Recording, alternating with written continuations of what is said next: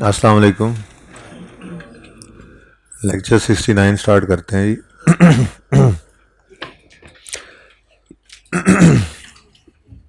अच्छा जी, 13 क्वेश्चन चल रहा था हमारा। पहली 4 एडजस्टमेंट्स करवा दी थी मैंने, कोई मसला इनमें है तो पूछ लें। ये जो एंड पे ये काम हुआ था, इसकी समझ आई थी? मजबूरी थी ना हमारी कि डेटर्स का बैलेंस गिवन नहीं था। अभी जीटा वाला सवाल कराता हूँ, उसमें डेटर्स का बैलेंस अवेलेबल होगा गलत वाला, तो उसमें सही करके चीज़ें सही प्रोविज़न निकाल सकेंगे। यहाँ पे ऐसा कोई डाटा अवेलेबल नहीं था, तो हमने डेटर्स पे इम्पैक्ट देखा। डेटर्स अगर बढ़े तो प्रोविज़न बढ़ा लेते हैं, क्योंकि डेटर्स और प्रोविज़न रिलेशन तो डायरेक्ट है ना। डेटर्स का क्लोजिंग अगर गलतियाँ इस तरह से सही हों कि डेटर्स का बैलेंस बढ़ जाए, तो डेटर्स के क्लोजिंग पे प्रोविज़न का रेट लगता है, तो प्रोविज़न भी बढ़ जाएगी। और अगर करेक्शंस इस तरह से हों कि डेटर्स का बैलेंस कम हो रहा हो, तो प्रोविज़न भी कम हो जाएगी। तो ये आखिरी हरबा है, आखिरी हल है अगर डेटर्स के बैलेंसेस ना गिवन हो। इस सवाल में गिवन नहीं थे, ठीक है। तो हमने देखा कि 2 एडजस्टिंग एंट्रीज हो रही हैं डेटर्स के अकाउंट को जो हिट कर रही हैं। एक में डेटर क्रेडिट हो रहे हैं, दूसरे में डेबिट। तो नेट में क्रेडिट ज़्यादा हो रहे थे यानी कम, तो कम हो रहे थे डेटर्स, तो प्रोविज़न भी कम कर ली है। अब यहाँ पे वो वाला नॉलेज हमारा जो है वो हेल्पफुल था कि प्रोविज़न की एंट्री क्या है। मैंने आपको जो पहले सिखाई थी कि ballot expense debit provision. Provision credit nature की चीज़ है ना, तो बढ़ने के ऊपर उसको क्रेडिट होना चाहिए, ठीक है। तो अब अगर कम करना है तो इसी के उलट कर लें। तो फिर हमने ये एंट्री देखी थी प्रोविज़न डेबिट, जो कि उलट भी कर गया था मैं। फिर आप में से किसी ने बताया था कि एंट्री उलट नहीं होगी, है ना? किसने बताया था? किसने? हैं? खबर आज आया ही नहीं, देखो दूसरी क्लास में बताया था। अच्छा, नहीं दूसरी क्लास में तो मैंने फिर सही की थी, पहली में गलत हुई थी जी। अच्छा चलें, 4 एडजस्टमेंट में कोई मसला नहीं है, तो 5वीं करें। आज वैसे मैंने ये भी सोचा है कि हम इसके साथ साथ IS1 भी शुरू कर देंगे। मैं जीटा वाला सवाल करवा दूंगा, क्योंकि अब कॉन्सेप्ट तो ऑलमोस्ट आपकी तरफ चले गए, सिवाय BRS के, वो किसी दिन कर लेंगे। नया टॉपिक भी शुरू करें। ये रेक्टिफिकेशन कितने दिन से शुरू की हुई है, यानी कि वो इन्वेंट्री भी बीच में रिवाइज कर रहे थे, बैड डाउटफुल डेट भी। तो हल्की आंच पे IS1, जैसे इशुएंस ऑफ शेयर कैपिटल है, मेरा दिल है आज उसको, अगर ये सवाल जीटा वाला हो जाता है तो 15-20 मिनट में issuance of share capital, dividend, ये कॉन्सेप्ट लेने शुरू कर देंगे। फिर कल हाफ लेक्चर रेक्टिफिकेशन हाफ, क्योंकि IS1 जो है वो छोटा टॉपिक एक तरह से बन जाता है, यानी कि उसका अगर एक सवाल पूरा करना हो तो उसके लिए पूरी क्लास नहीं चाहिए होती है। तो इसलिए फिर एक सवाल ही कर लेंगे 2 की बजाय, और इधर से रेक्टिफिकेशन को साथ साथ करते रहेंगे। ये भी ज़रा डिवाइड हो जाएगा, लंबा हो जाएगा, थोड़ा सा इजी हो जाता है बंदे के लिए कि हर रोज़ एक सवाल या एक सवाल की 2-3 एडजस्टमेंट्स, वो हजम भी होता रहता है काम, साथ साथ जो है वो IS1 भी चलता रहेगा, ठीक है। IS1 statement of changes in equity बनाना सीखनी है हमने, ओके। अच्छा जी, एडजस्टमेंट नंबर 5 रह गई थी जी। कितने बच्चों ने ट्राई किया इसको? अच्छा, बाकी ने क्या किया है? देखा, बड़ी मेहरबानी जी, देख लिया। A check of 192 was received after a discount of 4% from a customer. However, in the cash book, वो तो आगे गलती है। जब भी आपको इस तरह की एडजस्टमेंट नज़र आए, आपने एक काम किया करना है, मेरी ये सलाह है आपको, सलाह। वो सलाह ये है कि आपने पहले तो ये देखना है कि ये रिसीवेबल से आया है पैसा या पेएबल को हमने पे किया है। कस्टमर से आया, रिसीवेबल था, ठीक है। अब कहानी है ये, ठहरे मैं ज़रा कहानी निकाल लूँ। ये देखें, जो तो है ना ट्रेड डिस्काउंट, वो तो है कहानी हमारी किताबों में आने से पहले पहले की, ठीक है ना। ये रेड लाइन से ऊपर है ट्रेड डिस्काउंट, कहानी हमारी किताबों की रेड लाइन से नीचे शुरू हो रही है, ठीक है। अब इस कहानी के अंदर हमने ये आइडेंटिफाई किया करना है कि ग्रॉस अमाउंट कितनी है। ग्रॉस कितना था? 95, और आफ्टर डिस्काउंट रिसीव कितना हुआ? 85। तो ग्रॉस रिसीवेबल था 95, 10 डिस्काउंट है, तो नेट रिसीव्ड कितना हुआ? 85। ऐसे ही अगर पेएबल का केस है तो हमने आइडेंटिफाई करना है कि ग्रॉस पेएबल कितना था, डिस्काउंट रिसीव होने के बाद नेट पेड कितना है, यानी ग्रॉस, डिस्काउंट और नेट। जब भी कभी डिस्काउंट की एडजस्टमेंट आए तो हमने सबसे पहले ये 3 चीज़ें आइडेंटिफाई कर लिया करनी है। अब रिसीवेबल है या पेएबल है? रिसीवेबल। तो हमने यहाँ पर देखना है जी ग्रॉस रिसीवेबल क्या है, फिर इससे आसान हो जाएगा काम, वरना डायरेक्ट भी हो सकता है डिस्काउंट। अब ये डिस्काउंट की जब भी बात होगी, ये डिस्काउंट कैश वाला होगा, ट्रेड डिस्काउंट के बाद कहानी शुरू हुई होती है, ठीक है ना। डिस्काउंट अलाउड एक्सपेंस कितना है और फिर नेट में रिसीव कितना हुआ, ग्रॉस रिसीवेबल कितना था और रिसीव कितना हुआ, ठीक है। पहले लिख लिया करेंगे परसेंटेजेस, जो परसेंटेजेस सवाल में गिवन है। सवाल में क्या कह रहा है, a cheque of 192 was received after a discount of 4%। अगर 4% डिस्काउंट था तो फिर 100 में से रिसीव कितना हुआ, 96%, ठीक है। ये काम कर लेंगे ना तो आपका आधा काम हो गया, ठीक है, बल्कि तकरीबन सारा ही हो गया। अब रुपीस के अंदर बस फिगर्स चाहिए। सवाल में ये देख लेना है आपने, सवाल में ये देख लेना है कि आपको रिसीव्ड वाली अमाउंट दी हुई है या ग्रॉस रिसीवेबल वाली अमाउंट दी हुई है। अब आप बताएंगे। रिसीव्ड वाली गिवन है, कैसे पता चला, अ चेक ऑफ 192 वाज रिसीव्ड। तो चेक जो है वो हमेशा डिस्काउंट से नेट करके ही देगा ना, अगर उसे डिस्काउंट मिल रहा है तो। चेक अगर किसी बंदे को आपने डिस्काउंट अलाउ किया है तो वो चेक ग्रॉस अमाउंट का देगा और फिर वापस डिस्काउंट लेगा नहीं। वो घर से लेके ही कहा था आपको, घर से लेके कितने आएगा, 85 रुपये एग्जाम्पल, घर से लेके कितने आएगा 85, 95 नहीं लेके आएगा कि 5-10 वापस लेके जाने, ठीक है ना। तो 192 वॉज गिवन। फॉर्मूला अपना लगाना है, given amount over given amount percentage वाला। तो 192 जो है ये 96% पे पड़ा है, 192 96% पे पड़ा है। हमें ये चाहिए 100 पर, तो आपने 192 को डिवाइड करना है 96 से जो उसकी परसेंटेज है और मल्टीप्लाई कर दें 100 से। 200 रुपये का रिसीवेबल था, 8 रुपये डिस्काउंट मिल गया और दे दिया हमने, और 192। तो अब ओरिजिनल एंट्री हम कर सकते हैं। ये ओरिजिनल एंट्री आपके सामने आ गई है जी, ठीक है। करवाएं ज़रा original entry. Original entry bank debit, bank कितने से डेबिट जी, 192 से बैंक डेबिट हो गया, लेकिन डेटर कितने से क्रेडिट, डेटर क्रेडिट हो गया पूरे 200 से। अब बाकी 8 रुपये जो है वो डिस्काउंट अलाउड एक्सपेंस है, जिसको अब हम, अच्छा सॉल्यूशंस के अंदर आपको ये डिस्काउंट अलाउड एक्सपेंस डेबिट हुआ नज़र भी आएगा, तो आपने अब सेल्स कर देना। ये पुराने सॉल्यूशंस हैं, अब सॉल्यूशन अब जो है वो आई कैप भी अपने सॉल्यूशंस को चेंज कर चुका है, सेल्स को ही डेबिट करता है, ठीक है। ये बात समझ आई है, सेल्स डेबिट होने वाली आपको समझ आई है बेटा, आपने परसों क्लास ली थी। अच्छा, बड़ी अच्छी बात है, छुट्टियाँ करते रहें ऐसे ही। डिस्काउंट अलाउड एक्सपेंस 8 रुपये का है, ये समझ आती है बात बेटा, आपको ये बात समझ आ रही है। अच्छा, अब चूंकि IFRS 15 ने आकर कहा है कि डिस्काउंट अलाउड एक्सपेंस को अलग से सेल को रिकॉर्ड करें आप ज़्यादा पे, और फिर डिस्काउंट बाद में एक्सपेंस सेलिंग एक्सपेंस में रिकॉर्ड करें, इससे बेहतर है कि आप इस डिस्काउंट अलाउड एक्सपेंस को रिकॉर्ड करने की बजाय सेल्स को ही कम कर लें। यानी एक्सपेंस का डेबिट होना या इनकम का कम होना, एक्सपेंस का बढ़ना या इनकम का कम होना, बात तो एक ही है। तो आप डिस्काउंट अलाउड एक्सपेंस की बजाय सेल्स को डेबिट करें। तो ये हमने बात असल में कर ली थी सैटरडे वाले दिन, तो इसलिए मैंने ये सेल्स को डेबिट किया, ठीक है।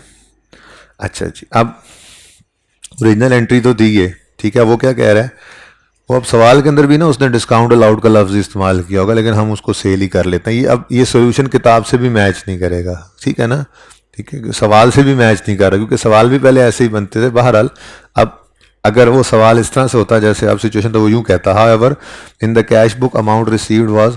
अच्छा, अगर डिस्काउंट अलाउड कॉलम लिख भी दे, ये क्या होता है, ये इंशाल्लाह मैं आपको जब BRS रिवाइज कराऊंगा ना तो कैश बुक के अंदर बताऊंगा। कभी कभी डिस्काउंट का कॉलम भी कैश बुक में डाल देते हैं, लेकिन ये आपके लिए चूंकि रेलेवेंट नहीं है, तो बस डिस्काउंट अलाउड का लफ्ज़ नज़र आ गया है ना, तो आप बस ये देख लें कि उसने क्या किया। वो कह रहा है द अमाउंट रिसीव्ड यानी 192 was, amount received was entered in discount allowed column and amount of discount was entered in cash column। यानी वो क्या ये रहा है कि भाई साहब ने क्या कर दिया, डिस्काउंट अलाउड एक्सपेंस को 192 से डेबिट कर गया है और बैंक को डेबिट कर गया है 8 से। ये गलती इससे हो गई है। जिस चीज़ के बारे में खामोश हो आपको पता है वो तो हम सही ही अज्यूम करते हैं। अब सही करना है तो क्या करें, अच्छा डिस्काउंट अलाउड एक्सपेंस को मैंने अब सेल्स कर दिया हुआ है, ठीक है। हाँ, तो अगर आप डिस्काउंट अलाउड, अगर सवाल इस तरह से लिख देगा तो आप डिस्काउंट अलाउड एक्सपेंस को भी लिख सकते हैं। वो फ़र्क सिर्फ ये है कि इनकम स्टेटमेंट बना, आप ये एंट्री डिस्काउंट अलाउड एक्सपेंस की कर दें अगर लेट से, तो इनकम स्टेटमेंट बनाते हुए फिर उसको नीचे नहीं रखना, उसको फिर सेल में से लाइक सेल रिटर्न नेट ज़रूर करना है। तो डिस्काउंट अलाउड एक्सपेंस भी कोई एंट्रीज में लिख जाए तो इतना बड़ा गुनाह नहीं होगा, लेकिन सही एंट्री आपको सिखा दी है मैंने, ठीक है। लें जी, तो फिर बैंक डेबिट होना था 192 से, हुआ सिर्फ 8 से, तो मज़ीद डेबिट करना पड़ेगा। तो बैंक को डेबिट करना पड़ेगा 192 में से 8 निकाल दो, 184 से बैंक डेबिट कम हुआ है। बैंक 192 से डेबिट होना था ना, 8 से डेबिट हुआ है। बैंक 192 से डेबिट होना था, 8 से डेबिट हो गया, तो मज़ीद कितने से डेबिट कर लें, 184 से। फिर सेल्स डेबिट करना था या डिस्काउंट अलाउड एक्सपेंस, जिसने जो लिखा हो बस सेल ही लिखते हैं, ठीक है। सेल डेबिट होना, क्योंकि अब अगर वो सवाल कहेगा तो वो इस तरह से लिखेगा। अब एडजस्टमेंट वो यूं लिखेगा, अगर पर्चे में देगा ना एडजस्ट तो यूं कहेगा, however the amount received was entered in sales column and amount of discount was entered in bank. इस तरह से बात लिख देगा, ठीक है ना जी। बेटा नेट प्रॉफिट तो सेम ही आता है, मैंने परसों यही अर्ज की थी, अल्लाह करे वहां पे वो भी बनी हुई हो, वैसे मुझे लगता है मैंने मिटा दिया था।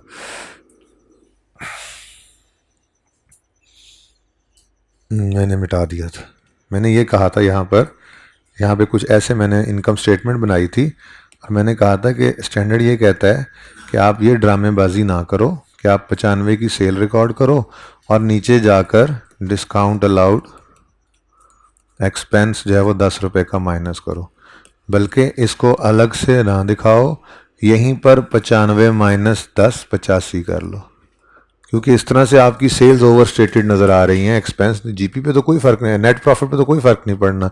95 लिख कर नीचे 10 माइनस कर रहे हो, लेकिन ऊपर प्रेजेंटेशन 95 की कर जाते हो, यूज़र को मिसगाइड कर जाते हो, आप ओवर स्टेट कर देते हो। रेवेन्यू ही 85 का दिखाओ, ये बात मैंने की थी, ठीक है ना।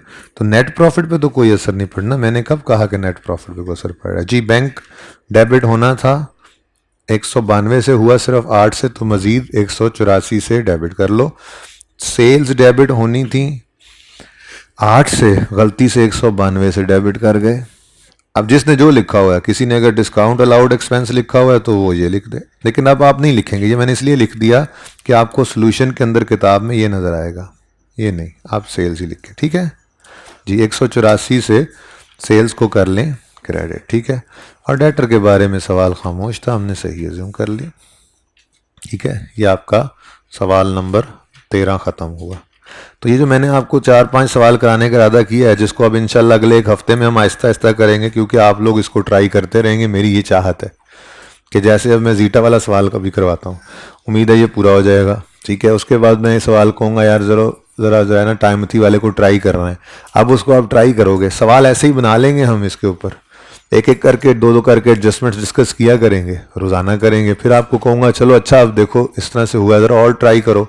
तो उस ट्राई से आप एडजस्टमेंट तो सारी डिस्कस करनी है मैंने, लेकिन उस ट्राई से आपका एक्सप्रेशन, आपकी थिंकिंग, आपका जो है ना वो का नॉलेज जो है वो बेहतर होता चला जाएगा, इसके अंदर थोड़ा सा हाथ सीधा होता जाएगा। वरना देखो इस तरह से अगर मैं पहली बार ही आपको ये सवाल करा देता बगैर होमवर्क दिए, तो ये आपको समझना आसान था, मैं बोलता जाऊँ आप समझते जाओ, मसला नहीं होता। मसला तब होता है जिन बच्चों ने एफर्ट किया, उनकी बात कर रहा हूँ। घर पे एफर्ट करते हैं, कहते हैं यार ये क्या है, समझ नहीं आ रही, सोल्यूशन देखते हैं समझ नहीं आ रही, फिर क्लास में तो अच्छा हम ऐसे सोचते तो फिर ये होता, तो वो थोड़ा सा स्पेक्ट्रम वाइड हो जाता है।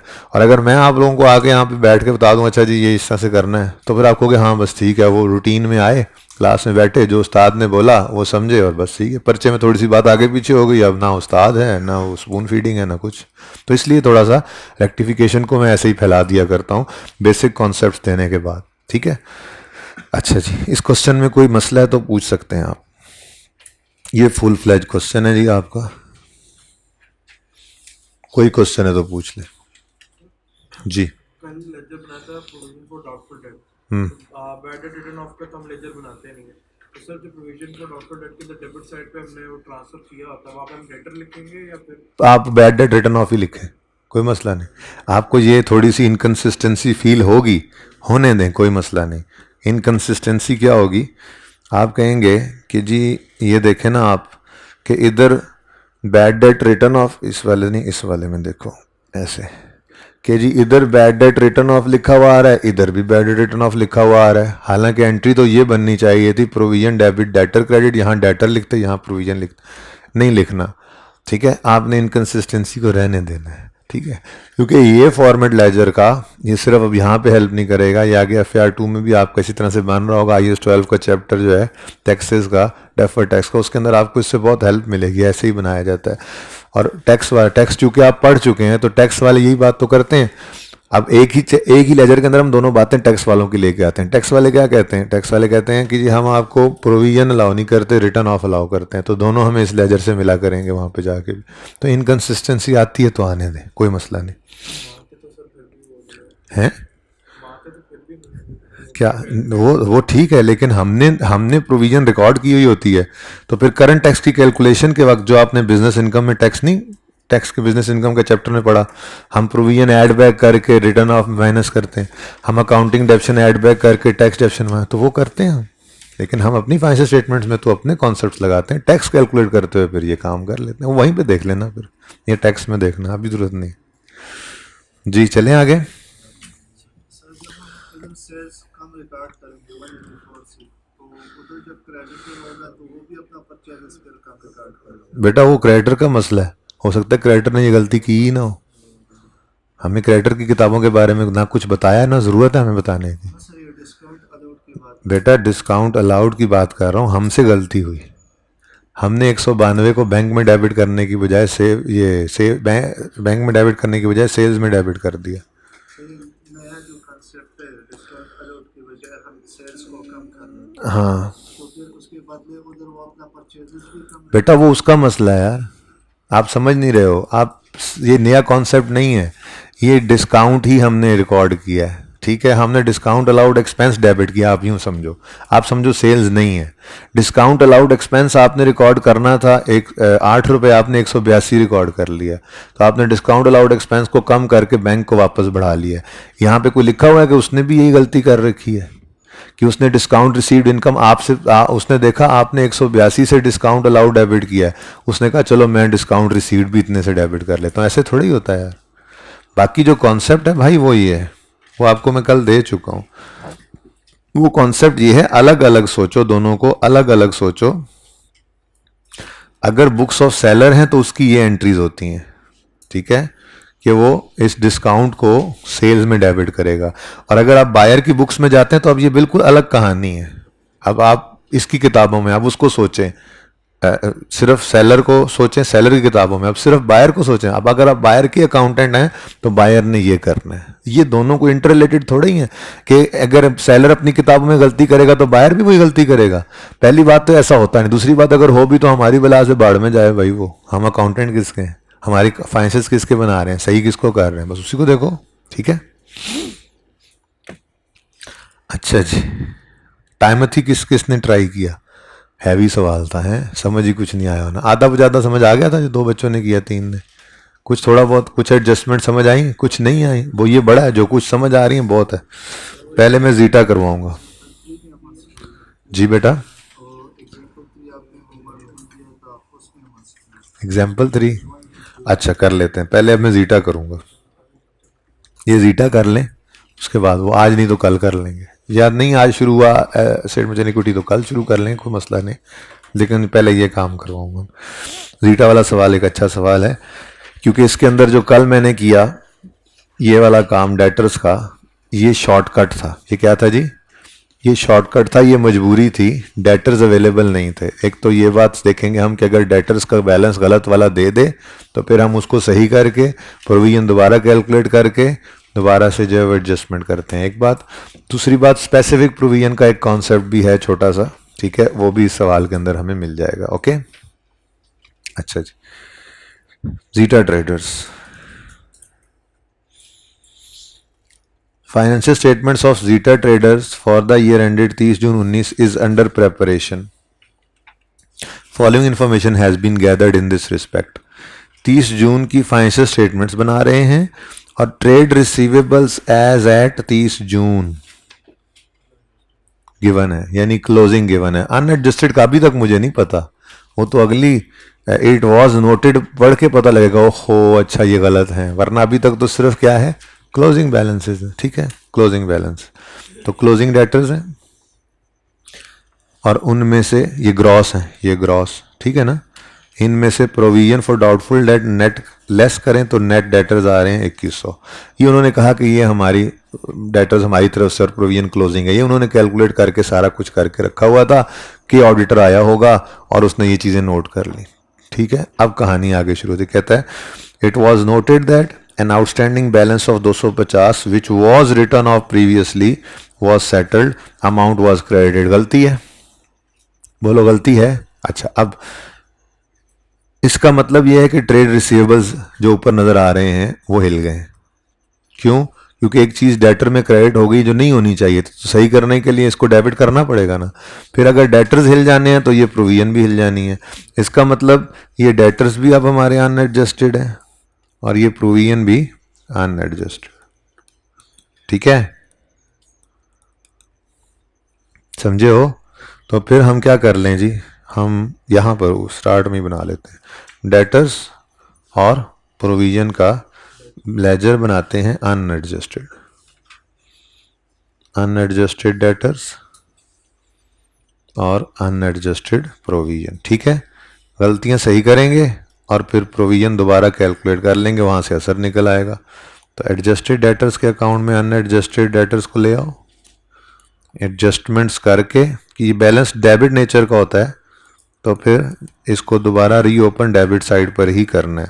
2500 में कर रहा हूँ. ठीक है, और adjusted provision for doubtful date, इसमें अनएडजस्टेड कैरी डाउन इसको लिख लो 400. ठीक हो गया जी. अब गलतियां सही करेंगे, पहले डेटर्स में डेटर्स सही हो जाएंगे, जो क्लोजिंग सही वाले डेटर्स होंगे उन पे प्रोविजन निकालेंगे, उसको प्रोविजन का क्लोजिंग बना लेंगे. अगर ओपनिंग से क्लोजिंग तक आते हुए वो बढ़ गई तो बढ़ा लेंगे, कम हो गई तो जो बैलेंसिंग फिगर आएगी वही हमारी रेक्टिफाइंग एंट्री बन जाएगी. उन्होंने पहले जो किया हुआ है उसकी कमी बेशी खुद ब खुद. तो ये ज़्यादा अच्छा सवाल है, कॉन्सेप्चुअली ये सही रखता है.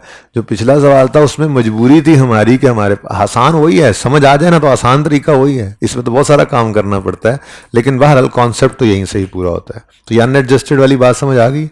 क्लोजिंग है, ओपनिंग नहीं है. ओपनिंग डेटर दौरान साल कितनी सेल्स हुई, कितना कैश आया, कितने बैड डेट हुए, और क्लोजिंग ये नहीं निकालना हमने. क्लोजिंग उन्होंने निकाला हुआ था, कुछ गलतियां हो गई. प्रोविजन उन्होंने निकाल ली थी, रेट लगाकर एक्सपेंस ले गए थे, ये क्लोजिंग से गिवन है ना. अब उनमें कुछ गलतियां हो गई हैं तो गलतियां सही करनी है. शुरू करें जी, अपनी जो रूटीन वाली कार्रवाई है वो शुरू करते हैं जी. रूटीन कार्रवाई क्या है जी? ओरिजिनल, रॉन्ग और rectify.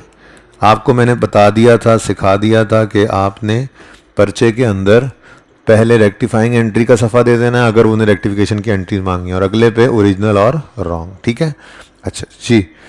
N old outstanding balance of 250 which was previously written off, यानी कि इसकी हमने प्रीवियसली एंट्री कर दी थी. Bad debt written off expense debit debtors credit. ठीक है जी, वो आया और सेटल कर गया during the year at 20% discount. उसने कहा जी मेरे पास तो 250 का 80% कितना बनता है? 250 का 80% कैलकुलेटर निकाल 200. वो आया हमारे पास, कहने लगा देखो मेरे हालात बड़े ख़राब हो गए थे तो मैं चला गया था, मेरी नीयत पे शक ना करो, मैं चला गया था, अब मैं आया हूँ, लेकिन मेरे पास ना 200 ही है. वो 250 वाले जो थे आपका देना 250 था, पर मेरे पास ये 200 ही बन पाया. मैं अपना सब कुछ बेच के आ गया कि यार कर्ज तो शहीद को माफ़ नहीं है, मेरे पास यही बना है. अगर आप मुझे ये लेकर ही मुझे माफ़ कर दें, मेरी आखरत का हक माफ़ कर दें तो बड़ी मेहरबानी होगी. तो हमने माफ़ कर दिया ना, लिखा हुआ है was settled during the year at 20% discount. यानी कि जब ये पैसे आए हैं तो ये पैसे कैश डेबिट जो हुआ है, ये कैश 250 से डेबिट नहीं हुआ, बल्कि 250 के 80% यानी 200 से डेबिट हुआ है। ठीक है ना। अच्छा, अब मैं ये ओरिजिनल एंट्री बना रहा हूँ। ठीक है, ओरिजिनल एंट्री होनी चाहिए थी cash debit bad debt recovery income credit, होनी 200 से चाहिए थी, 250 से नहीं। ये बात समझे हो? घर पे कितने बच्चों ने ये वाला सवाल ट्राई किया है? बहुत कम बच्चे पढ़ रहे हैं, पास होने वाले बहुत कम बच्चे हैं। अगर आप लोगों ने खुद से नहीं पढ़ना है बेटा तो यकीन कर लें आपको कोई दुनिया की ताकत पास नहीं करा सकती। फिर आपने अगली बार बैठे होना है, फिर आपने कहना है नहीं इंट्रो प्लस R1 थी ना, या आपने कहना है नहीं आई कैप तो पास ही नहीं करता। तो बातें तो बहुत सारी करने वाली हैं। ये देखें आपका एटीट्यूड कैसा चल रहा है, पता नहीं क्यों नहीं पढ़ रहे हैं आप। क्या करते रहे संडे पे? अच्छा, और सब्जेक्ट की पेडेंसीज कवर करते रहे और इसकी पेडेंसीज कर दी। ठीक है, अच्छा चलें ओरिजिनल एंट्री बताएं जी। होना चाहिए था कैश डेबिट और bad date recovery income credit 200 से। ठीक है जी, लेकिन गलती से रॉन्ग एंट्री क्या हो गई, गलती से the amount received was credited to, वही जो करते हैं अक्सर भाई साहब, गलती कर गए, कैश डेबिट करके डेटर्स को दोबारा, आप देखो डेटर्स तो पहले भी क्रेडिट हुए थे, डेटर्स को दोबारा क्रेडिट कर गए।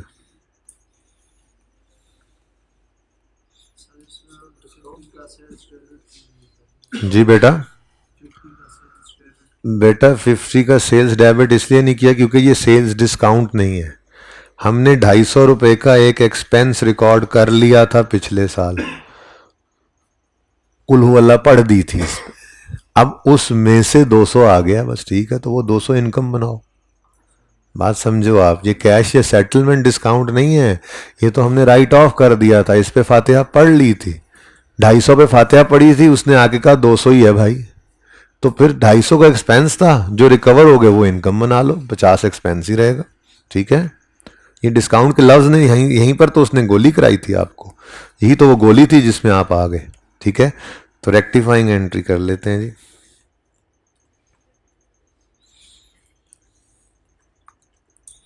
रेक्टिफाइंग एंट्री है, कैश डेबिट होना था, हो गया, कुछ ना करें। Bad debt recovery income credit होना था, नहीं हुआ, कर लीजिए। कितने से जी? 200 से। और डेटर गलत क्रेडिट हो गया है, सही करने के लिए डेबिट कर लें। अब जैसे ही डेटर हिट हो गया, आपको पता लग गया वो एडजस्टेड डेटर्स में इस 200 ने जाना है, और फिर जाहिर है प्रोविजन ने भी हिल जाना है। ठीक है, सही है। तो ये तो एक रेक्टिफाइंग एंट्री हो गई, लेकिन अभी चल रहा है काम, ये तो अभी एक काम हुआ। बहुत सारे काम निकले हैं डेटर्स में से, बहुत सारे। उसने बेसिकली इस सवाल के अंदर बैड एंड डाउटफुल डेट का टॉपिक उसने चेक किया था बच्चों का। चलें जी, सेकंड बुलेट पढ़ें। फर्स्ट बुलेट क्लियर है सबको? कोई कंफ्यूजन तो नहीं किसी को? Next, purchase return. फटाफट इसकी एंट्री सोच लें दिमाग में। परचेज रिटर्न की एंट्री होती क्या है? परचेज रिटर्न क्रेडिट और देखो, परचेज रिटर्न को डायरेक्ट कभी ना सोचा करो, परचेज को सोच लिया करो। परचेज के बढ़ने पे परचेजेस डेबिट होती हैं, ठीक है ना, तो परचेज रिटर्न के बढ़ने पे उनको क्रेडिट ही करना पड़ेगा ना। ठीक है, तो परचेज रिटर्न क्रेडिट होती हैं, क्रेडिटर। अच्छा, ये एंट्री होनी थी, creditor debit purchase return credit was mistakenly debited to, यानी ओरिजिनल एंट्री होना चाहिए थी क्रेडिटर डेबिट पाकिस्तान रेलवे। चलो, परचेज रिटर्न्स क्रेडिट कितने से जी? 500 से। ठीक है, अच्छा जी। अब गलती से क्या कर गए वो? वॉज मिस्टेकनली डेबिटेड टू, ओए होए होए होए, डेटर्स को डेबिट कर दिया, डेटर्स को हिट करा दिया उन्होंने, गलती डेटर्स में करा दिया उन्होंने, प्रोविजन जो चल रही है जी। तो डेटर्स डेबिट कर दिए, जिस बारे में खामोश है उसको सही एज्यूम करना है हमेशा। ठीक है जी, 500। अब सही करने के लिए क्या करोगे, क्रेडिटर गलत डेबिट हो गया, सही करने के लिए क्रेडिट करो इसको। हाँ अच्छा सॉरी, क्रेडिटर डेबिट होना था नहीं हुआ तो कर लें debit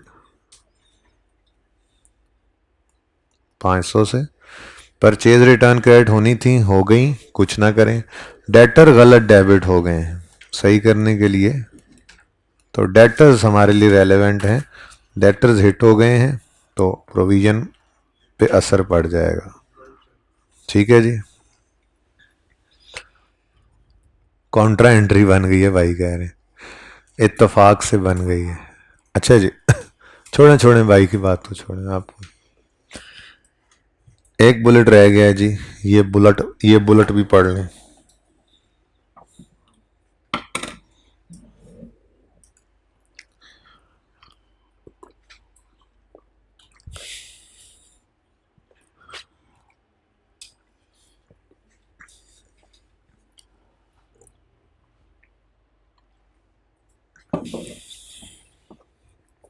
ji, Rana and sons having a balance of 80 due for more than 1 year was declared दिवालिया and its balance needs to be written off, write off करना है। अच्छा जी, यानी एंट्री क्या बनती है, bad debt written off debit debtor provision direct लिख दूं, लेजर नहीं ना बनाएंगे बैड डेट का, तो प्रोविजन फॉर डाउटफुल डेट का अकाउंट डेबिट कर दें।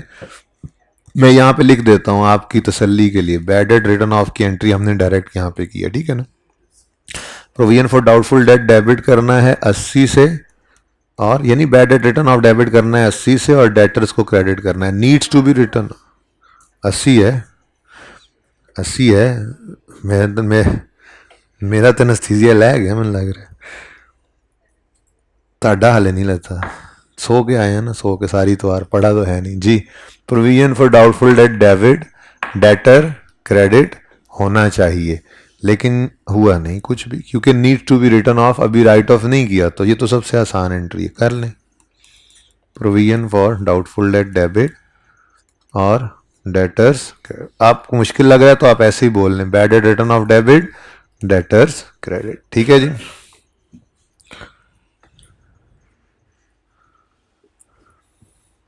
अब बस एक काम रह गया है, क्योंकि प्रोविजन के खाते हैं बड़े बड़े, और अगले पॉइंट में उन्होंने बताया प्रोविजन के साथ क्या करना है, लेकिन जो करना है उससे पहले ज़रा डेटर्स को सही कर लें। रेक्टिफाइंग एंट्री देखते हैं जी। रेक्टिफाइंग एंट्री में डेटर्स 200 से डेबिट हो रहे हैं, डेटर्स 500 से क्रेडिट हो रहे हैं, डेटर 80 से क्रेडिट हो रहे हैं, ये एडजस्टमेंट डेटर्स में पड़ रही हैं। बैड डेट रिकवरी इनकम ये प्रॉफिट एंड लॉस का आइटम है, बैलेंस शीट का नहीं है। क्रेडिटर्स मेरे सवाल के लिए रेलेवेंट नहीं है इस वक्त, ठीक है। और प्रोविजन ये भी मेरे लिए रेलेवेंट है, प्रोविजन 80 से डेबिट हो रहा है। तो ये सिर्फ एडजस्टमेंट्स हैं, इनको ज़रा कर लेते हैं पहले। सबसे पहले जी डेटर्स को क्रेडिट कर दें आप, सॉरी डेबिट कर दें, है अभी नशा जी। बैड डेट रिकवरी इनकम लिख लें या एडजस्टमेंट लिख दें, कुछ भी कर दें, कोई मसला नहीं। बैड डेट रिकवरी इनकम, ठीक है। 200 बस डेबिट साइड पे लिखना है, आपकी अपनी वर्किंग है, जो मर्जी कर लें। ये वर्किंग 1 है मेरी, ये वर्किंग 2 है, ठीक है। अच्छा, उसके बाद जी डेटर 500 से क्रेडिट हो रहा है, एडजस्टमेंट 1 लिख दें, चाहे क्रेडिटर लिख लें, आपकी मर्जी है। भाई समझ आ रहा है ना सबको, कहीं पे ये ना हो समझ ना आ रहा हो, बता देना, ठीक है। नेक्स्ट, प्रोविजन डेबिट हो रही है 80 से और डेटर्स क्रेडिट हो रहे हैं 80 से, ठीक है। यहाँ पे मैंने लिख दिया प्रोविजन फॉर डाउटफुल डेट, लेकिन आपकी तसल्ली क्योंकि नहीं हो रही इसलिए मैंने बैड डेट लिख दिया, रिटर्न ऑफ, ठीक है।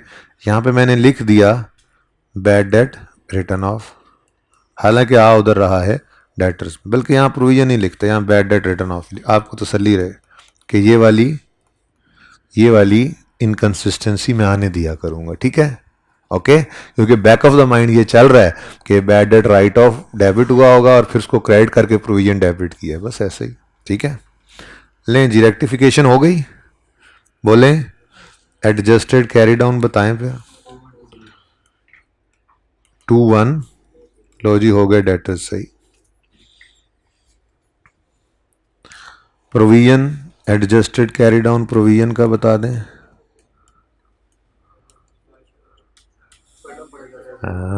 एडजस्टेड कैरी डाउन नहीं, हम दोबारा कैरी डाउन, एडजस्टेड भी कह सकते हैं, एडजस्टेड भी कह सकते हैं, लेकिन निकालेंगे हम दोबारा। ठीक है, अब इसके लिए आज एक छोटी सी वर्किंग करेंगे, डायरेक्ट नहीं निकालना। ठीक है, ये भी एक कॉन्सेप्ट है बड़ा अहम। ठीक है, ज़रूरत नहीं समझी थी बेसिक के अंदर, इसी सवाल में समझाने की नीयत थी। स्पेसिफिक प्रोविजन का एक कॉन्सेप्ट भी है।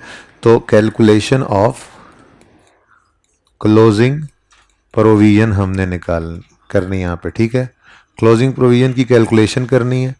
मुझे ये बताओ प्रोविजन कैलकुलेट करते किस चीज़ के ऊपर है? क्लोजिंग डेटर्स पे ना। तो सबसे पहले आप डेटर्स को उठा लो, क्लोजिंग डेटर्स जो कि अब एडजस्ट हो गए हैं, एडजस्टेड वाले ही उठाना। ठीक है ना, एडजस्टेड, ये वर्किंग नंबर 1 से आए हैं। कितने रुपीज में? 2120। ठीक है, और समझ आ रहा है? ये यहां पर क्यों रखा? क्योंकि एक नई लाइन आगे गिवन थी। आज कह रहा है आज कि ZT maintains provision for 25% of balances जो आउटस्टैंडिंग है फॉर मोर देन 6 मंथ्स। यानी कि डिफरेंट रेट्स आ गए। पहले क्या पढ़ा था हमने?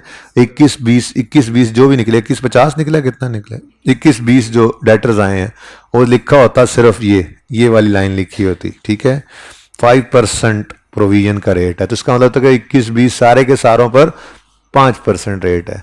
लेकिन वो ये कह रहा है नहीं जी, हम ना थोड़ा सा प्रोविजन का तरीका ये रखते हैं कि जो हमारे बैलेंसेस 6 महीने से पुराने हो जाएं। देखें, डेट जितना पुराना उतना ज़्यादा शक होता है उस पर। ठीक है, तो जो वो कहते हैं जी, जो हमारे डेटर्स 6 महीने से पुराने हो गए हैं, हमें उन पे ज़रा ज़्यादा शक है कि उनमें से शायद 25% नहीं आएंगे, और जो बाकी हैं उन पे सिर्फ 5% शक है।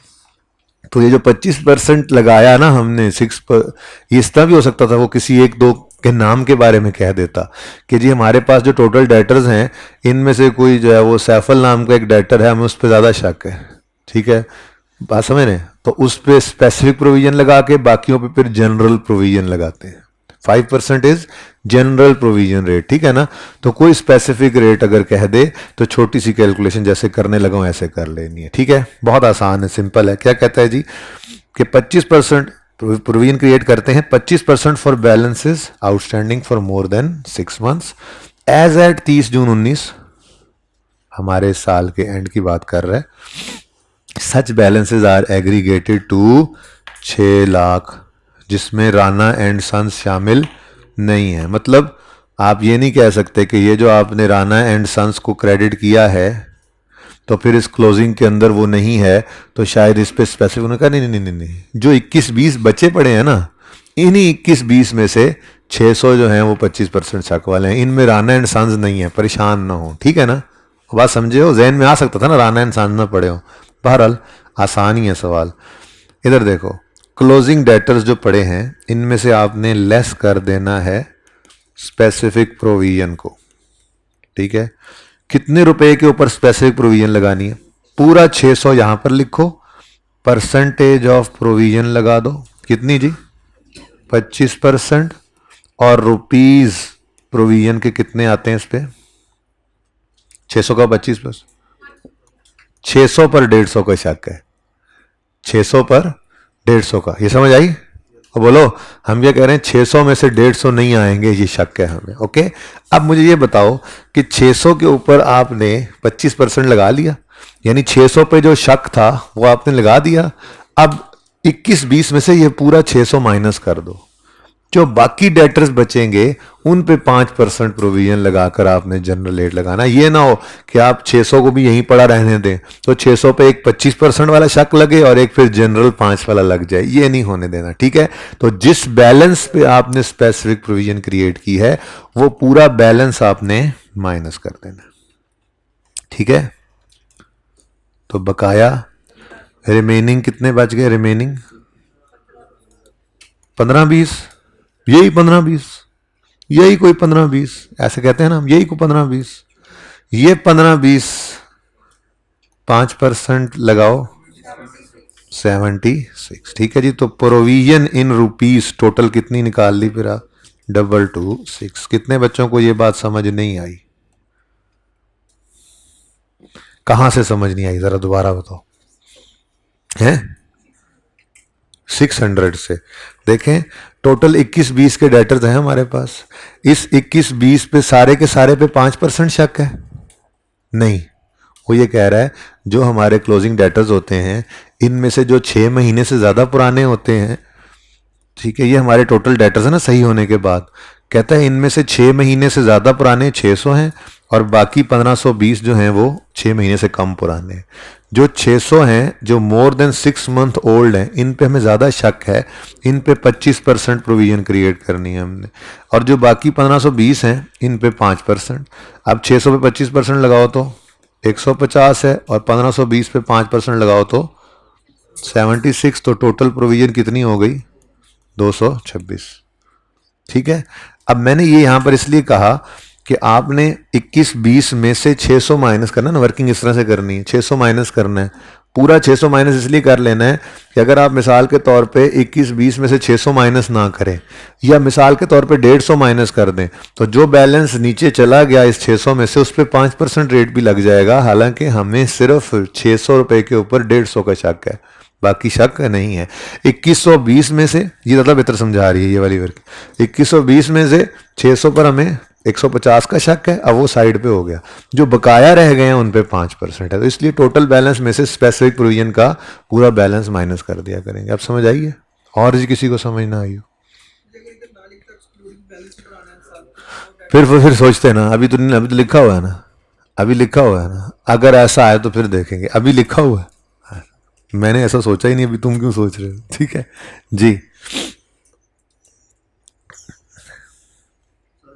अच्छा वैसे आपस की बात है, भाई क्या कह रहे हैं आप? चलो डेटर क्रेडिट हो गए, बोलो।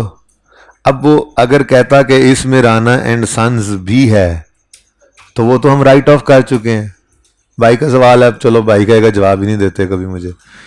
अगर 21-20 में राणा नहीं पड़ा और वो कहता 600 में राणा है तो हम 600 में से भी राणे को निकाल देते, क्योंकि 21-20 में राणा नहीं पड़ा, पर 21-20 में राणा पड़ा है, ठीक है ना। तो फिर इसलिए हमने 600 के अंदर भी उसको पड़ा रहने दिया।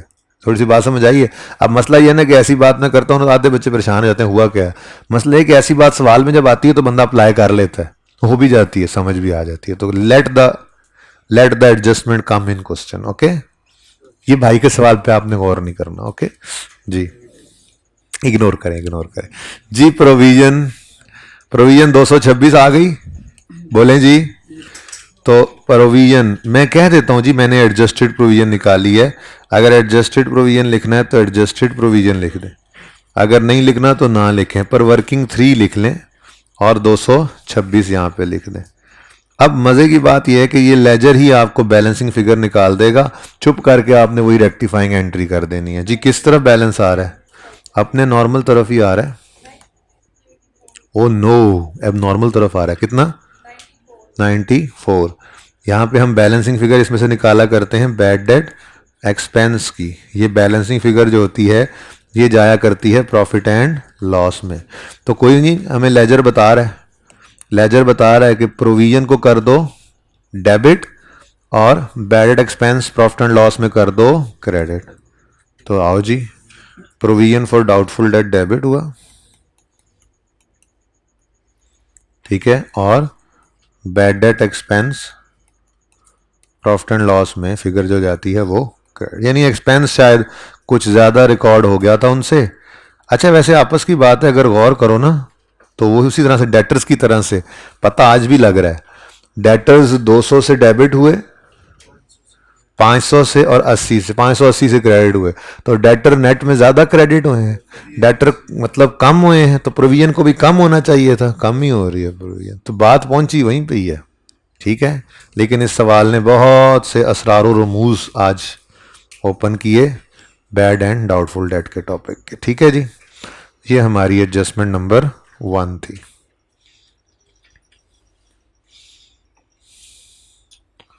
ये सारी जी बेटा सिक्योर्ड होते तो भाई साहब कह रहे हैं अगर सिक्योर्ड होते, भाई देखें अगर कोई डेटर सिक्योर्ड है तो उस पर तो शक ही नहीं ना होता। अगर किसी बंदे से आपने सिक्योरिटी रखी हुई है, वो पैसे नहीं देगा तो आप वो चीज़ बेच के पैसे पूरे कर लोगे, तो सिक्योर डेटर्स पे प्रोविजन होती ही नहीं है। तो अगर सवाल में सिक्योर डेटर गिवन होता तो हम यहाँ से लेस सिक्योर डेटर करते, उस बैलेंस को माइनस करते, प्रोविजन का रेट 0 लगाते, और बैलेंस इसलिए माइनस कर लेते कि वो नीचे वाले में शामिल ना हो जिस पे प्रोविजन लगनी है। आ जाए तो ये भी हो सकता है जी। बैड डेट रिटर्न ऑफ नहीं, किस किस किस लेजर की क्रेडिट साइड पे? प्रोविजन के लेजर में बैड डेट एक्सपेंस ज़्यादा भी हो सकता है, कम भी हो सकता है। सबूत के तौर पे हम अपने रिवीजन वाली जगह पे जाएंगे और यहाँ पे हम ये देखेंगे कि हमने इस सवाल में क्या देखा था। बैड डेट हमेशा नहीं, ज़्यादातर, हमेशा नहीं ज़्यादातर इधर ही आता है, कभी कभार इधर भी आ जाता है जब हमें रिवर्सल करना पड़ जाता है।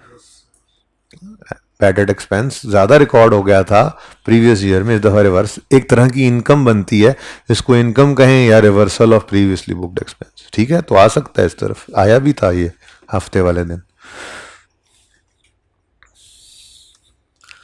जी। ये एडजस्टमेंट है जी आपकी।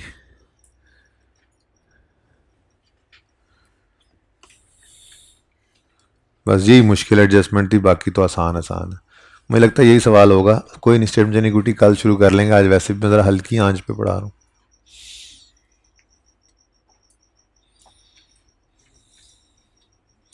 चलें आगे।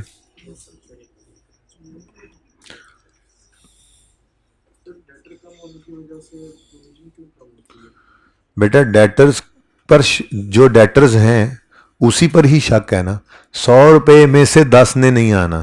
अब ये 180 कर दो, 10% अगर लगाना है तो फिर 8 पे शक है। यही 120 कर दो, 10% शक है तो 12 ने नहीं आना।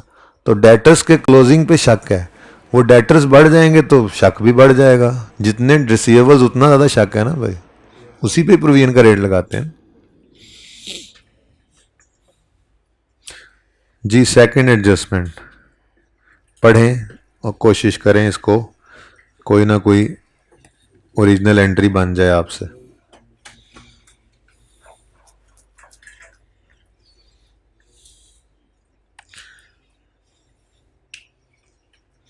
आज एक और नई चीज़ भी सीखनी है, इसीलिए मैंने ना इरादा बदल दिया स्टेटमेंट इक्विटी का। नई चीज़ मतलब जो इन्वेंट्री के आपको सिस्टम्स पढ़ाए थे उनमें अब नॉर्मल लॉस की एंट्री आज सिखा रहा हूँ। जब नॉर्मल लॉस की किसी सवाल में आएगी वो भी सिखा दूंगा, ठीक है ना। आपको कहा था कि लॉसेस की एंट्री अभी आपको नहीं सिखाई मैंने, ठीक है, वो सिखाऊंगा सवाल में। तो आज अब नॉर्मल लॉस की एंट्री आ रही है। कह रहा है actual inventory loss, a cheque was settle for an inventory loss. अच्छा, इन्वेंट्री लॉस के साथ उसने लिखा नहीं हुआ कि ये इन्वेंट्री लॉस नॉर्मल है या अब नॉर्मल है, तो मैं क्यों अब नॉर्मल बोल रहा हूँ, कोई बता दे। देखें जी, इंश्योरेंस कंपनी कभी भी नॉर्मल लॉसेस की कवर नहीं देती है आपको, ये बात ज़िंदगी में याद रखना। नॉर्मल लॉसेस को नहीं इंश्योरेंस वाले कवर देते। तो अगर इंश्योरेंस क्लेम की बात आ रही है तो फिर एब नॉर्मल लॉस हुआ था तभी इंश्योरेंस वाले आगे बढ़े। नॉर्मल लॉसेस का कवर नहीं देते वो। नॉर्मल लॉसेस क्या होते हैं जी? हम केमिकल इंडस्ट्री में हैं और हम जब दो केमिकल्स मिक्स करके पेंट बनाते हैं तो केमिकल हीटिंग के प्रोसेस में वेपोरेट हो जाता है। इंश्योरेंस वालों, अगर हम 10-10 लीटर केमिकल डालें तो सिर्फ 12 लीटर पेंट बनता है, तो जो 8 लीटर का केमिकल वेपोरेट हो जाता है आप उसका कवर दे दें हमें। वो कहेंगे जाओ भाई काम करो, प्रोडक्शन प्रोसेस का हिस्सा है तुम्हारा ये 8 लीटर केमिकल का उड़ जाना, वेपोरेट हो जाना, हम इसका कवर कैसे दें। तो पेंट बनाने वाली कंपनी ने 10-10 लीटर केमिकल डाल के 20 लीटर इनपुट करके 12 लीटर पेंट आउटपुट लेना है। तो जो 8 लीटर उनका प्रोडक्शन प्रोसेस का नॉर्मल हिस्सा है, नॉर्मल लॉस, उसका कवर उन्हें कोई नहीं देगा, वो उनके प्रोडक्शन प्रोसेस का हिस्सा है, ठीक है। हाँ, उनका जो केमिकल पड़ा था रॉ मटेरियल या उनकी जो फिनिश गुड्स पड़ी थी पेंट, उसको आग लग गई या किसी ने चोरी कर लिया या वो कोई जल्जला आया या सैलाब में बह गया, तो ये एक एबनॉर्मल लॉस है जिसको कवर देंगे इंश्योरेंस वाले। इसलिए इंश्योरेंस का नाम जब भी आए एबनॉर्मल लॉस, ठीक है। अच्छा, छोड़ें यार एबनॉर्मल लॉस ऑफ इन्वेंट्री। मुझे ये बताएं, आपको abnormal loss of fixed asset की एंट्री आती है? एबनॉर्मल लॉस, अगर आपको याद हो डिस्पोजल थ्रू डिस्ट्रक्शन पढ़ाया था, abnormal loss of fixed asset जी, इसकी कोई एंट्री याद है? मुझे तो याद नहीं है, आपको याद है तो बताएं। एक्यूमुलेटेड डेप्रिसिएशन डेबिट करते थे, कैश या इंश्योरेंस क्लेम रिसीवेबल। अगर कैश आ जाता तो फिर तो हम कहते थे फर्क ही कोई नहीं है एंट्री में। कैश नहीं आता था तो इंश्योरेंस वाले मान लेते थे तो कुछ अरसे के लिए, पढ़ा हुआ है ना। प्रॉफिट एंड लॉस में गेन नहीं आ सकता, मैंने आपको उस वक्त बताया था, क्योंकि अब नॉर्मल लॉस मैक्सिमम सिफर हो सकता है। इंश्योरेंस वाले मैक्सिमम आपका लॉस कवर करते हैं, गेन नहीं देते। वरना मैंने आपको कहा था हर कोई अपने एसेट्स को जला जला के बेचे, आसान काम है, तीली लाओ, इंश्योरेंस वाले तो पैसे लो, ठीक है, सर्दियों में, हाँ सर्दियों में आग भी सेको, है तो ऐसे नहीं होता। तो profit and loss account abnormal loss के केस में डेबिट ही होगा या मैक्सिमम जीरो हो जाएगा, क्रेडिट नहीं हो सकता। लेकिन अगर कभी डाटा ऐसा दे दे के हो रहा हो तो फिर उसकी बात मान लेना, सवाल में अगर लिखा हो, ऐसा होगा नहीं वैसे, ठीक है, लेकिन अगर हो जाए तो सवाल के डाटा के हिसाब से तो फिर कर देना, क्या हो सकता है। कभी कभी सवाल बनाते हुए नहीं ख्याल रहता बनाने वाले को, थोड़ा सा आगे पीछे हो जाए तो ये नहीं, लेकिन कॉन्सेप्ट यही है जो आपको बता दिया, ठीक है। और क्या जी, फिक्स्ड एसेट क्रेडिट, ठीक है।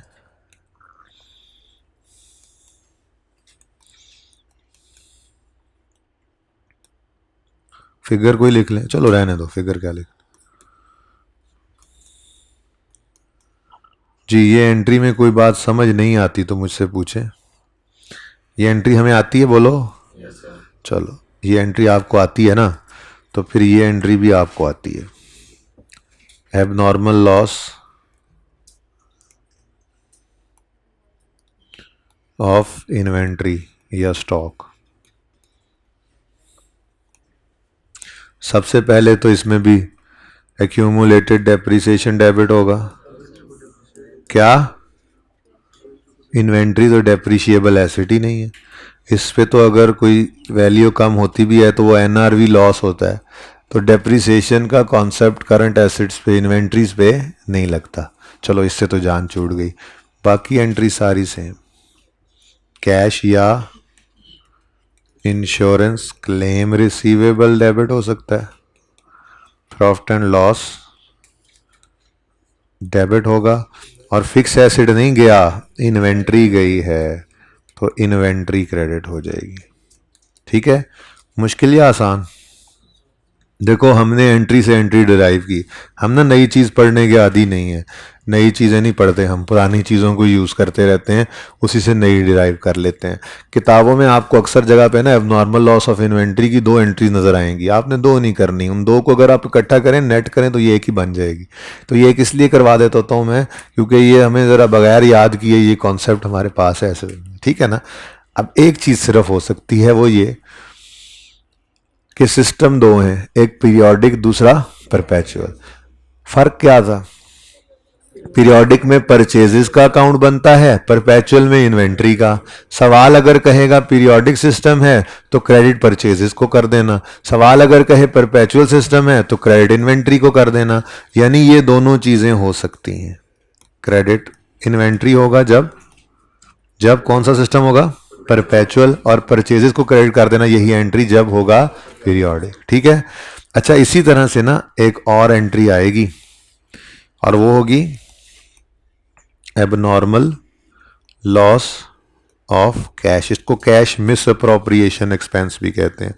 ये इंशाल्लाह हम जाकर पढ़ेंगे एनपीओ के टॉपिक में, तो फिर मैं यही वाला सफ़ा दोबारा ओपन करूंगा और इंशाल्लाह यहीं से ही वो एंट्री भी डिराइव होगी। कैश एक्यूमुलेशन कैश पे भी नहीं आती, बाकी सारी एंट्री सेम होगी, इन्वेंट्री की बजाय कैश क्रेडिट होगा, पहले बता रहा हूँ। लेकिन अभी एंट्री कर नहीं रहे, अभी ज़रूरत नहीं है, जब पड़ेगी तो वो भी यहीं से डिराइव कर लेंगे, ठीक है, सही है ना। तो ये आज हमने एबनॉर्मल लॉस ऑफ इन्वेंट्री की एंट्री सीखी है, ठीक है जी। बिल्कुल करवाते हैं लोग, कैश की इंश्योरेंस करवाते हैं कि अकाउंटेंट जो है वो चूना लगाए तो बाद में हमें कोई कवर मिल जाए। कैश का कवर देती है इंश्योरेंस कंपनीज, ठीक है। कोई चोरी कर ले आके कैश, तो सबसे ज़्यादा वॉलेटाइल एसेट है, तो लोग इंश्योरेंस करवा लेते होते हैं कैश की। ठीक है जी बेटा, इंश्योरेंस क्लेम को कौन सी इनकम से बेटा? इंश्योरेंस इनकम, हमको इंश्योरेंस कंपनी है कि हमारी इनकम आएगी इंश्योरेंस पे? हम इंश्योरेंस कंपनी, हमारी अकाउंटिंग में फाइनल के अंदर जाके इंश्योरेंस कंपनी की अकाउंटिंग सीखते हैं हम तो इंश्योरेंस कंपनी की अकाउंटिंग कर ही नहीं रहे। तो हम तो वो हैं जिसने इंश्योरेंस लेनी है, तो हम तो इंश्योरेंस एक्सपेंस पे करते हैं, प्रीमियम पे करते हैं, उसके अगेंस्ट हमें कवर मिलता है, और जब कोई हमारा नुकसान हो जाता है तो इंश्योरेंस वाले आगे बढ़ते हैं, उसको भर देते हैं, और उसको सिर्फ इतना को भरते हैं कि वो नुकसान निल हो जाए, गेन आने का तो चक्कर ही कोई नहीं होता। क्लियर है ये बात? क्वेश्चन मुझे आपका समझ नहीं आया, लेकिन मैंने थोड़ी सी एक्सप्लेनेशन दी, बात समझ आ गई? अच्छा जी, अच्छा भला सवाल करने निकले थे, पता नहीं कहाँ चले गए। ज़रा आखिरी लाइन पढ़ लो, क्या कह रहे हैं? पीरियोडिक इन्वेंट्री सिस्टम यूज़ कर रहे हैं तो फिर हम ये परचेजेस को क्रेडिट करेंगे, बाकी एंट्री तो यही होनी है। ठीक है, सही है। तो अब नॉर्मल लॉस की एंट्री इन्वेंट्रीज के टॉपिक में उस वक्त ज़रा हैवी हो जाता है काम, ऑलरेडी वो 2 दिन लगा के सीखा हुआ था जो कुछ, वो भी मिक्स हो जाता। अभी मैंने रिटर्न्स की एंट्रीज भी नहीं सिखाई हैं आपको परपेचुअल में। कोई नहीं है जिसको परचेज की एंट्री करनी आती है, रिटर्न की उसी के उलट है, जब कभी आएगी तो देख लेंगे। ठीक है, तो इस तरह से जी बता दी है जैसे ये, वो भी बता दूंगा हैं। उसकी एंट्री बेटा क्या आने दें, यहीं पर लिखेंगे इंशाल्लाह, यहीं पे ऐड करेंगे जब एनपीओ में आएगी। वैसे मैंने बता दी है एंट्री, मैंने कहा सेम एंट्री होनी है, सिर्फ इन्वेंट्री क्रेडिट होने की बजाय कैश क्रेडिट हो जाएगा, क्योंकि गया क्या है कैश, बाकी सब same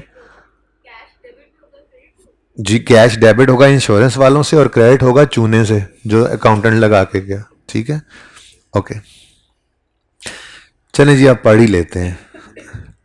a cheque of 25 June 19 for 150 was received from insurance company.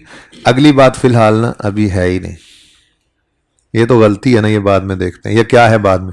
The cheque was received in settlement of an insurance, in settlement of an inventory loss claim.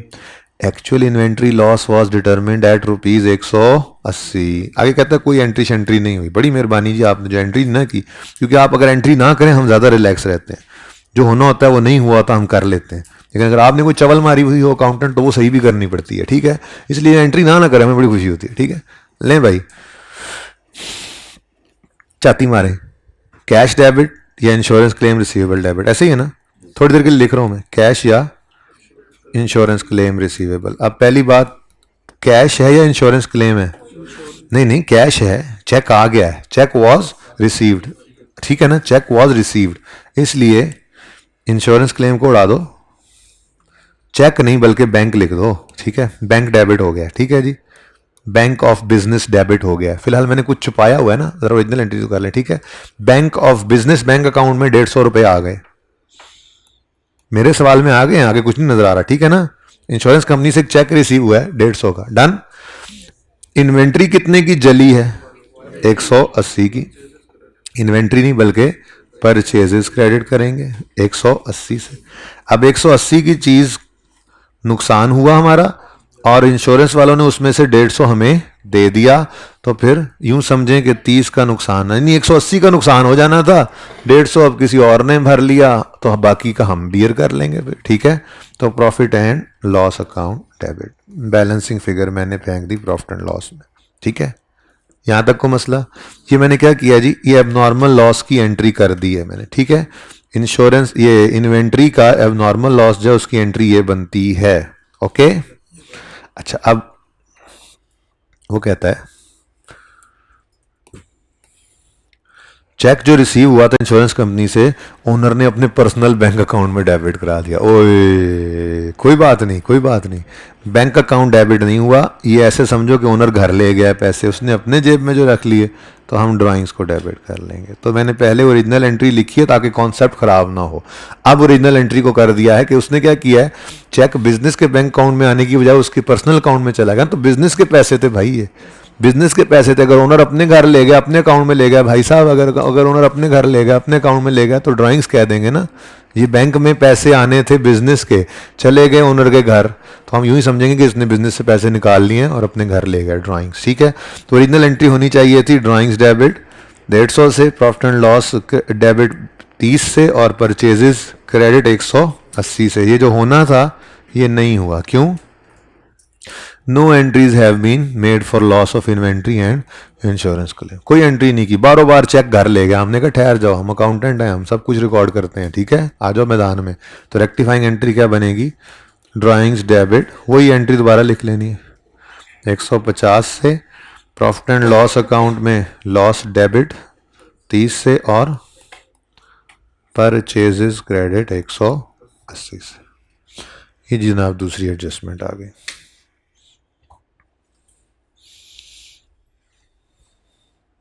कोई मसला है तो पूछ।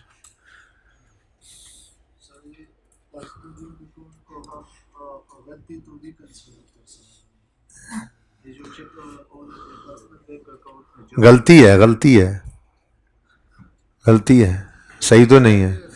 नहीं, लेकिन रॉन्ग एंट्री हुई कुछ नहीं है, कुछ हुआ ही नहीं है ना। अब बात यह है कि उसने ऐसी बात नहीं की कि नहीं जी पैसे बैंक में ही आने थे, तो फिर हम यूं मजूम करेंगे ना उसको घर जरूरत थी तो वो ले गया। तो अगर आप बैंक में पैसे रखते भी सही तो उसका अपना बिजनेस है, वो 150 निकाल के भी ले जा सकता था। तो हमने कहा बस ठीक है ड्राइंग्स डेबिट कर दो। नहीं बेटा, ड्राइंग्स डेबिट अगर हम ये देखो ओनर घर पे ले जा सकता है चेक, उसका अपना बिजनेस है ना। अगर वो घर ले गया तो एंट्री ये होनी है।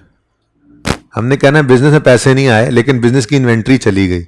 ये यूं समझ लें कि 180 वाली बिजनेस की इन्वेंट्री ओनर घर पे 150 में ले गया है, यूं समझ लें। तो भी drawings in the form of goods भी तो वही करती थी, ड्राइंग्स डेबिट परचेजेस क्रेडिट। बीच में 30 का नुकसान भी आ रहा है, तो वो घर पैसे ले गए, ठीक है ड्राइंग्स डेबिट करें। उसने कब कहा है कि नहीं जी ये पैसे बैंक में वापस हमने बिजनेस में लेने हैं? तो फिर वो गलती चलती कहते ठीक है ले गया तो ले गया, उसका अपना बिजनेस है, अपने पैसे हैं, उसकी अपनी इन्वेंट्री है। आप रिकॉर्डिंग करें बस, आपको जिससे मकसद है। आप उसे कुछ कह नहीं सकते। आप ये कहें जी सेठ साहब आप 150 घर क्यों ले गए, वो कहेगा तुम ही घर चले जाओ भाई, तुम कौन होते हो मुझसे पूछने वाले, ठीक है। ओके, थर्ड आसान सी एडजस्टमेंट है। वो कह रहा है जी कि एक्यूमुलेटेड डेप्शन के अकाउंट में बैलेंस आना चाहिए था 820, गलती से 280 ले आए। ओपनिंग बैलेंस, सिर्फ ओपनिंग की कोई एंट्री नहीं होती, ठीक है। ओपनिंग ब्रॉट डाउन लिखना कितना था 820, गलती से 280 लिख दिया। चलो यहीं पे छोड़ देता तो हम सही कर लेते, पर उसने कोशिश की गलती को सही करने की, ठीक है। अब देखो इधर देखना जरा, ये लाइन देखिए,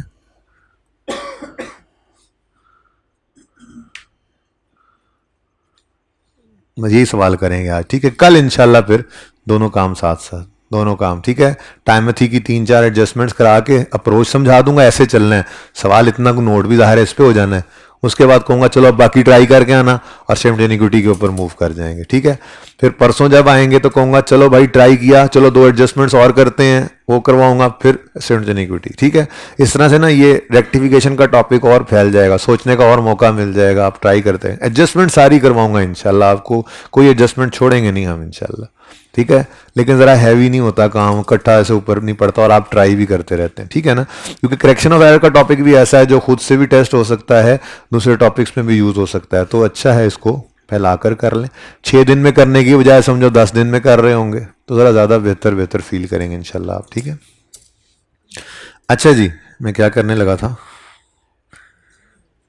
हाँ मैं ये कहने लगा था, इधर देखें, वो फिर मैं लाइनें लगाने लगा था। मैंने कहा था ये लाइन देखो, तो देखी लाइन, इधर देखें जी ओरिजिनल एंट्री क्या होनी चाहिए थी, क्या होना चाहिए था भाई। ओपनिंग की कौन सी एंट्री होती है, ठीक है, लेकिन उसने गड़बड़ कर दी। फिर ओपनिंग कोई एंट्री नहीं होती, बस हमने 820 को सही लिखना था, गलती से 280 लिख गए, कोई मसला नहीं था। मसला तो यहां से शुरू हुआ, the error was tried to be corrected. ये बड़ा मसला है, गलती सही ना करे, अल्लाह करे अकाउंटेंट गलती सही ना करे, ठीक है। Error was tried to be corrected with the difference, difference कितना बनता है इनका 820 और 280 का, हाँ कहता जी 540 के साथ वो जो डिफरेंस था उसने पता क्या किया, अकाउंटेंट ने क्रेडिट कर दिया उसको एक्यूमुलेटेड डेप्शन को और डेबिट कर दिया डेप्शन एक्सपेंस को। यानी उसने डेप्रीसिएशन एक्सपेंस डेबिट करके एक्यूमुलेटेड डेप्रीसिएशन को क्रेडिट कर दिया 540 से। अब देखें एक बैलेंस जो है क्रेडिट साइड पर 820 की बजाय 280 आया था, तो क्रेडिट साइड हल्की थी। इसको सही करने के लिए क्रेडिट साइड को क्रेडिट तो करना ही था, तो इसने गलती में ही सही अक्यूमुलेटेड डेप्शन को तो सही कर दिया।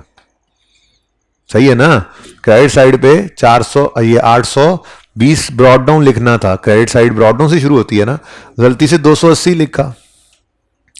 अब 540 से कम क्रेडिट साइड पे लिखा हुआ था, उसने क्रेडिट करके इसको, जब दूसरा जो चवल मारी है वो बाद में देखते हैं, जो इसने क्रेडिट किया अक्यूमुलेटेड डेप्शन के अकाउंट को, सही हो गया। लेकिन मसला यह है कि इसको सिर्फ जो है ना ओपनिंग को सही करने के लिए क्रेडिट ही करना चाहिए था 540 से, और कुछ भी करने की जरूरत नहीं थी, क्योंकि कोई डबल एंट्री तो होकर आता नहीं है। ओपनिंग तो सिर्फ लिखना था क्रेडिट साइड पर, तो सिर्फ क्रेडिट साइड पर 540 बढ़ा लेता। लेकिन उसने क्या किया, 540 भी बढ़ाया, वो तो डेप्शन, उन्होंने कहा डबल एंट्री करूंगा मैं। अल्लाह के बंदे, डबल एंट्री किस लिए कर रहे हो? तुमने कौन सी डबल एंट्री की गलती की हुई है? जस्ट ओपनिंग गलत लिखा हुआ, उस ओपनिंग को सही करके लिख दो। ओपनिंग को काट के ही 820 कर देता, या 540 नीचे लिख देता 280 के, सही हो जाता। बात समझ रहे हो? लेकिन उसने क्या किया, उसने डेप्शन एक्सपेंस को डेबिट कर दिया। अब एक्यूमुलेटेड डेप्रिसिएशन जो क्रेडिट हुआ है ना 540 से, ये सही क्रेडिट हो गया, ठीक है। इसको तो अब कुछ नहीं करना, लेकिन जो डेप्शन एक्सपेंस क्रेडिट डेबिट कर दिया उसने, उसको सही करने के लिए हमें क्या करना पड़ेगा, इसको क्रेडिट करना पड़ेगा। तो डेबिट फिर मजबूरन हम सस्पेंस को कर दें। तो नॉर्मली ना ये ब्रॉड डाउन की गलतियां जो हैं ये सस्पेंस के अंदर ही आपको सही होती हुई नजर आएंगी, ठीक है। ओके, ये बहुत अच्छी दो एडजस्टमेंट्स हैं जी।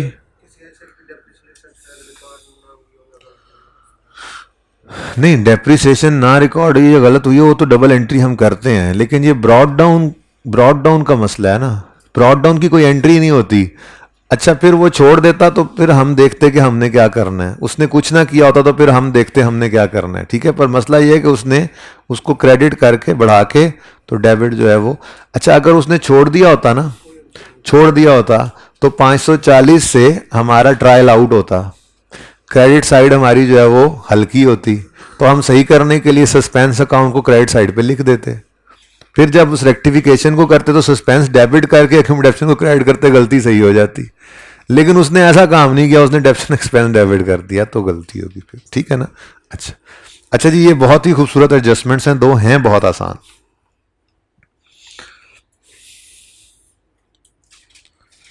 देखें, पहले मैं एडजस्टमेंट नंबर 5 करवाता हूं, ठीक है।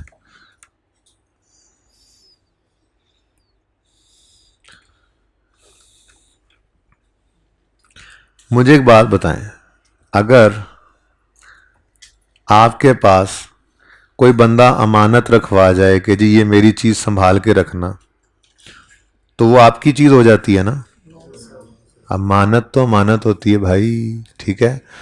एक बंदे ने आपके पास अपना स्टॉक रखवाया कि यार मैं ज़रा, कल परसों बारिश बहुत हो रही थी तो वो जा रहा था तो रास्ते में वो स्टॉक ख़राब ना हो जाए, वो रुका आपके पास, आपका दोस्त ही था, उसने कहा कि यार ये अपनी दुकान पे मेरा सामान रख लो, बारिश बहुत तेज़ है, तो ये इंशाल्लाह जब बारिश रुकती है तो मैं कल या परसों उठा लूँगा आपके पास, ठीक है। अब ये किसी का स्टॉक है, हमारी दुकान पे पड़ा हुआ है। हफ्ते को बारिश लगी, जुमे को बारिश हुई थी, हफ्ते को भी हुई थी, जुमे को, तो जुमे को बारिश लगी तो जुमे वाले दिन वो रख के चला गया, हफ्ते को किसी वजह से आ ना सका। हफ्ते की शाम को हमने अपना स्टॉक काउंट करना था, तो स्टॉक काउंट करते हुए हम उसके स्टॉक को भी अपने स्टॉक के साथ गिन गए। पीरियोडिक सिस्टम में तो हम स्टॉक गिनती से ही निकालते हैं ना, तो हमने गिनती की, गिनती में उसका स्टॉक भी अपने स्टॉक में गिन लिया। अब हमारा स्टॉक अंडर स्टेट हो गया या ओवर स्टेट हो गया? स्टॉक ओवर स्टेट हो गया। लो भाई, ज़िंदगी आसान करने का एक कुलिया बता रहा हूँ, पीरियोडिक सिस्टम में तो बहुत ही आसान हो जाता है। आपकी स्टॉक की जो गलती हुआ करेगी, आपने बस उसको स्टॉक के साथ सोचना है। ये याद है कि क्लोजिंग स्टॉक की एंट्री क्या होती थी पीरियोडिक सिस्टम में? Stock debit cost of sale credit ना, ठीक है, यानी कि कॉस्ट ऑफ सेल को हिट करता है ना क्लोजिंग स्टॉक। अब जिंदगी आसान रखने का तरीका बता रहा हूं, आपके स्टॉक के अंदर कोई भी गलती हो गई है, आप उस गलती को सही करने का इंपैक्ट सिर्फ स्टॉक पे सोचो। जैसे अभी आपने जो गलती की, इसमें आपका क्लोजिंग स्टॉक ज्यादा हो गया, ओवरस्टेट हो गया ना, ज्यादा काउंट हो गया। तो अगर आप इस गलती को सही करना चाहो तो स्टॉक को क्या करोगे, कम। स्टॉक की नेचर क्या है, डेबिट एसेट है, इसको कम करना हो तो क्या करोगे, तो दूसरा इंपैक्ट कॉस्ट ऑफ सेल पे डाल देना बगैर सोचे समझे। जिंदगी आसान, ठीक है, जितना मर्जी सोचते रहो बात यहीं पे ही पहुंचेगी। देखो ना, क्लोजिंग स्टॉक आपने ज्यादा गिन लिया तो वो माइनस ज्यादा फिगर हुई, जिससे कॉस्ट ऑफ सेल कम हो गई। तो जब क्लोजिंग स्टॉक को अब सही करने के लिए कम करोगे तो स्टॉक कम होकर कॉस्ट ऑफ सेल बढ़ेगी ना। अब इतनी लंबी कौन सोचे, तो जिंदगी आसान रख लो। पीरियोडिक सिस्टम है, स्टॉक की गलती हो गई है तो गलती को सिर्फ स्टॉक पे सोचो। गलती सही करते हुए स्टॉक कम हो रहा है तो credit stock, debit cost of sale. गलती सही करते हुए स्टॉक बढ़ रहा है तो debit stock, cost of sale, credit. ठीक है, याद रहेगी ये जिंदगी की आसान तरीन एडजस्टमेंट। ये आसान तरीन एडजस्टमेंट होगी आपकी जिंदगी की इंशाल्लाह, परिचय में आए तो। Number 5, third party stock of 500 lying on ZT premises has been included in ZT's inventory। भाई किसी थर्ड पार्टी का स्टॉक था, हमारी प्रेमिसेस में पड़ा था, गलती से हमने उसे अपने स्टॉक में काउंट कर लिया तो गलत हो गया। बोलो, अब ये 500 का स्टॉक हमारा नहीं है, लेकिन ईयर एंड इन्वेंट्री के अंदर शामिल हमने कर लिया। अब वो इन्वेंट्री कितनी है हमें नहीं पता, वो इन्वेंट्री फाइनेंशियल स्टेटमेंट्स बन गई है ना, उसकी एंट्री कर ली होगी इन्होंने, stock, debit, cost of sales, credit. ठीक है, तो वो एंट्री हमें नहीं पता टोटल फिगर से कितनी हुई, लेकिन उसमें 500 ज्यादा है तो हम उस 500 की गलती को सही करने लगे। ठीक है, अब 500 का स्टॉक हमारा नहीं है, हमारा नहीं है। ओके, रेक्टिफाइंग एंट्री डायरेक्ट किया करेंगे। क्लोजिंग स्टॉक के लिए ये नहीं कहना मैं ओरिजिनल रॉन्ग भी कर सकता हूं, मैं करके भी दिखा दूंगा, पर मैं आपको टाइम बचाने के लिए कह रहा हूं। ओरिजिनल रॉन्ग तो हमारी रिक्वायरमेंट नहीं ना है, मैं अभी थोड़ी देर में आपको करके भी दिखा देता हूं ओरिजिनल रॉन्ग। ठीक है, लेकिन मैं ये चाह रहा हूं कि मैं डायरेक्ट रेक्टिफाइंग सिखाऊं। मैंने आपको सिखा दिया, आसान काम है। 500 हमारा स्टॉक नहीं है, हमारे स्टॉक में शामिल है, तो सही करना है तो स्टॉक कम करना है, तो स्टॉक को कर दो क्रेडिट 500 से, और दूसरा इंपैक्ट कॉस्ट ऑफ सेल को डेबिट कर दो। ठीक है, पता है असल कहानी क्या है। अज्यूम करो टोटल स्टॉक है हमारा, अज्यूम कर रहा हूं मैं, ठीक है, कि हमने जो टोटल स्टॉक काउंट किया है वो 2000 रुपए, ठीक है ना, इसमें 500 हमारा नहीं है। अब जब हमने 2000 की रिकॉर्डिंग की तो हमने एंट्री पास की होगी स्टॉक डेबिट। क्लोजिंग स्टॉक की एंट्री क्या होती है, stock debit cost of sale credit 2000 से, नहीं 1500 से होनी चाहिए थी, 1500 से होनी चाहिए थी। क्यों, 500 तो हमारा था ही नहीं, इस 2000 में 500 किसी और का था, 1500 हमारा था, तो होना चाहिए था stock debit cost of sale credit 1500 से।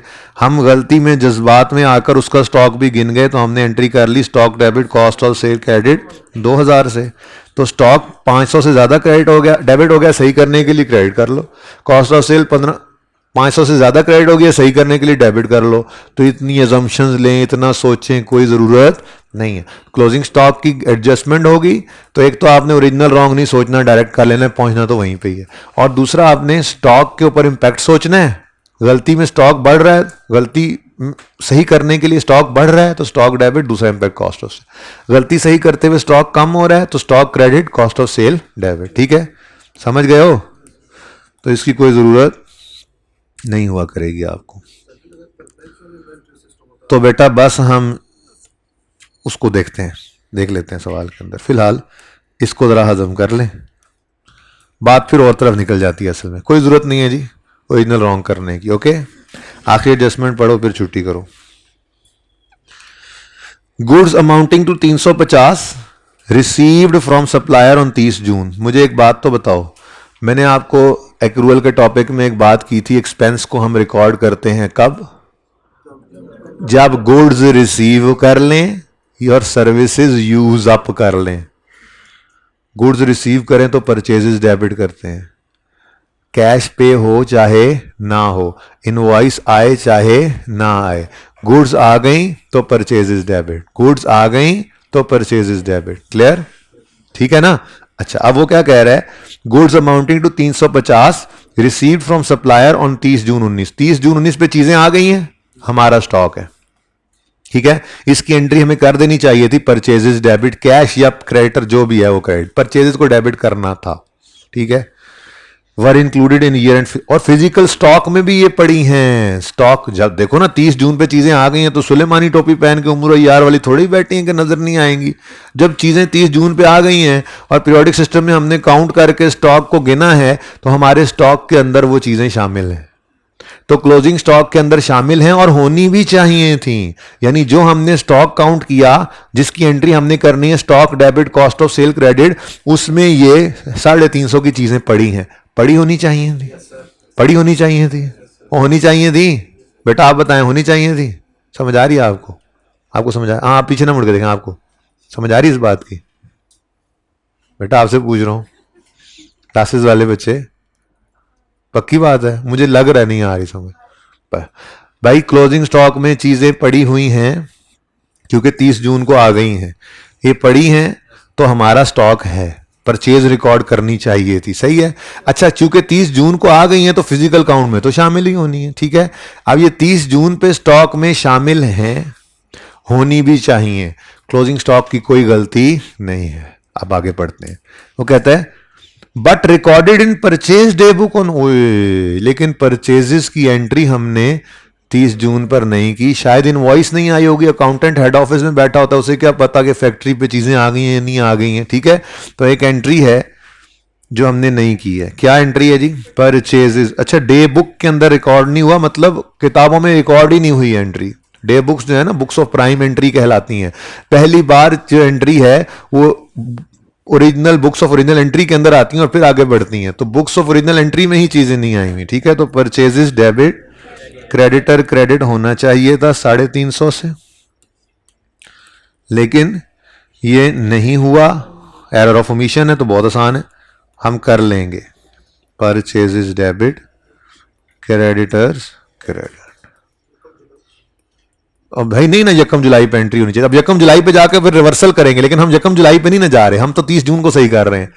यकम जुलाई, अगर अगले साल में जाओगे तो इसको रिवर्स भी करना पड़ेगा, वहां गलत रिकॉर्ड हुई है। लेकिन मैं यकम जुलाई वाले साल में तो नहीं ना खड़ा हुआ इस वक्त, मुझे 30 जून से, मैंने 30 जून सही कर लिया, यकम जुलाई में जाकर उसको भी रिवर्स करोगे आप, लेकिन फिलहाल 30 जून से मेरा कंसर्न है। 30 जून पे ये परचेज बनती थी, रिकॉर्ड नहीं हुई तो कर लें, ठीक है। अच्छा देखें इसका ना पार्ट बी बहुत से भी ज्यादा इंपॉर्टेंट है, ये आपका होमवर्क के कल आते ही मैं इसको डिस्कस करूंगा। पार्ट बी में कहता है इफेक्ट ऑन प्रॉफिट, तो बताओ। अब प्रॉफिट के लिए आपको पता है इनकम एक्सपेंसेस रेलेवेंट है, क्या चीज? इस 200 से प्रॉफिट ने, रेक्टिफाइंग एंट्री देखेंगे, इस 200 से प्रॉफिट ने बढ़ना है, उसके बाद इस 94 से भी प्रॉफिट ने बढ़ना है, एक्सपेंस क्रेडिट जो हो रहा है। फिर इस 30 से प्रॉफिट ने कम होना है, एक लॉस रिकॉर्ड हुआ। फिर इस 540 से प्रॉफिट ने बढ़ना है, एक एक्सपेंस जो रिवर्स हो रहा है। फिर परचेजेस बढ़ गई, एक्सपेंस बढ़ गया, प्रॉफिट ने कम होना है। कॉस्ट ऑफ सेल बढ़ गई, एक्सपेंस बढ़ गया, तो प्रॉफिट ने कम होना है। तो प्लस माइनस करके नेट में प्रॉफिट का इंपैक्ट पार्ट बी में आपने निकाल के लाना है, ठीक है जी। जिंदगी रही तो कल मुलाकात होगी। अल्लाह हाफिज। ये लैपटॉप मुझे ला दूंगा, उत्ते वाली गेड़ी वर्किंग